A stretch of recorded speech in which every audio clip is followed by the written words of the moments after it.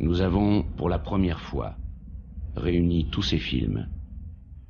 Nous vous les montrons après un long travail d'identification jamais réalisé jusqu'ici. Eva Braun, témoin capital de la vie intime d'Hitler.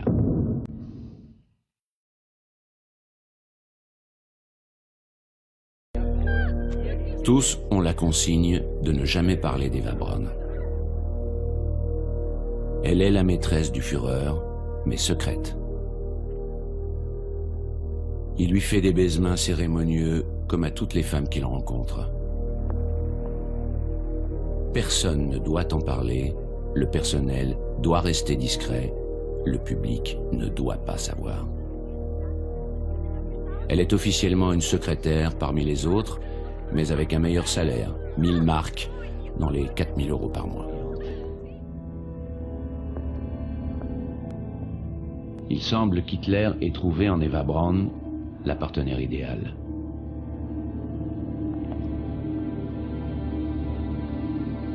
Il a confiance. Elle ne l'égorgera pas pendant son sommeil. Mais quelle est la nature exacte de leur relation? Hitler se couche rarement avant 3 heures du matin et se fait réveiller vers midi. Un frugal déjeuner, et il fait de longues promenades avec ses principaux conseillers, comme ici Ribbentrop. Il parle de la suite de la guerre, à l'Est.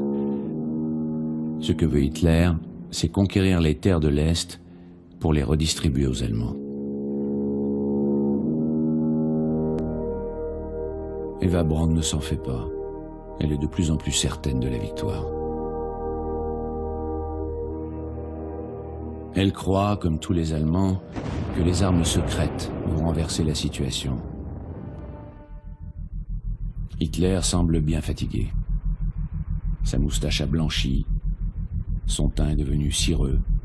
Le docteur Morel lui injecte de quoi tenir. Ce sont les dernières images des films d'Eva Braun.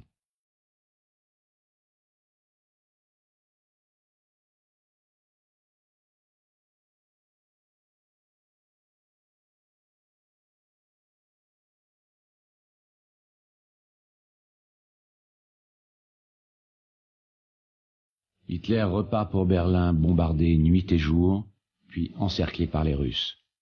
Il interdit à Eva Braun de le rejoindre. Elle est à l'abri à Munich, que les Américains vont atteindre bientôt.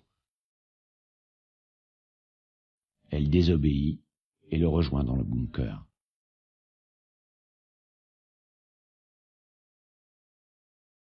Il l'épouse. Ils se suicident tous les deux.